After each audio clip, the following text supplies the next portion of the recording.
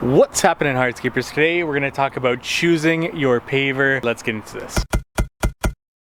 So there's tons of different options to choose from for pavers, different shapes, sizes, different textures, colors. So we're going to go and break down everything that you need to know for your own product knowledge so that you can present yourself as an expert to a client, or if you are a DIYer yourself, at least you can have the knowledge in choosing the correct product for your project. First thing that we're going to talk about is the difference between a slab and a paver. Slabs have a bigger surface area compared to the depth of them, whereas pavers are smaller surface area compared to their depth. Depends on aspect ratio whether you call it a paver or a slab, but for the purpose of this, I'm just going to call everything a paver. But pavers can be used for vehicular applications, so something like this 3 mix size. This comes in 60 millimeter or 2 3/8 of an inch in terms of its thickness, whereas it also comes in an 80 millimeter or a 3 1/8 inch thickness, I believe.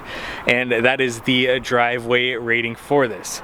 So that aspect ratio comes into factor if you're going to be using it for a driveway application to hold vehicular transportation, or if it's going to be used for a pedestrian walkway patio to be able to get that thickness correct. So that's the first thing that you need to look for in terms of thickness, whether you're building a patio for a pedestrian application or if you're building a driveway for a vehicular application, that thickness is going to play a factor into that. But like I said, it's not just thickness, it's the aspect ratio. So when it comes to looking into this, take a look at the manufacturer's specs for that particular product to see if it's rated for a vehicular transportation, if that's what you need it for. Next thing that we're going to talk about is the difference between dry cast and wet cast.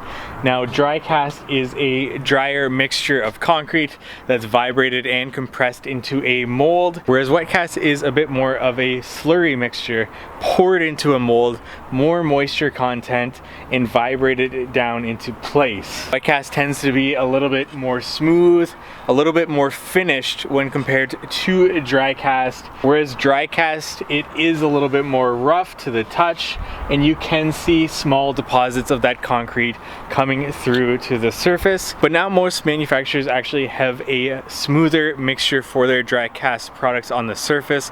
It's a finer aggregate placed on top of a coarser aggregate, which would be a typical paver dry cast. So that finer material gives it a smooth finished texture. As you can see, dry cast here, you can see some of that concrete coarse mixing through to the surface.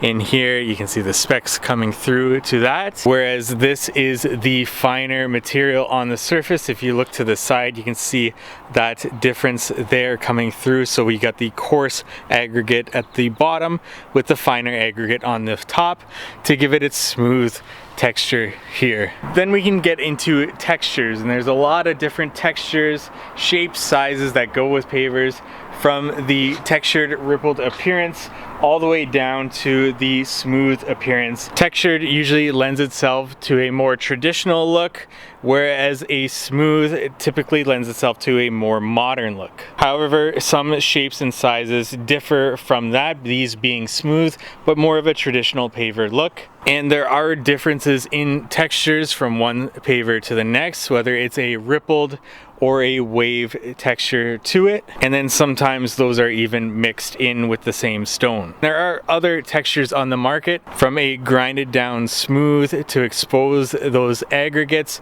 or even a sandblasted to expose those aggregates but to keep it very rough to the touch. Shapes and sizes play a big factor into the aesthetic of it. We have smaller textured stone, we have larger textured stone, and then we have even larger slabs with this.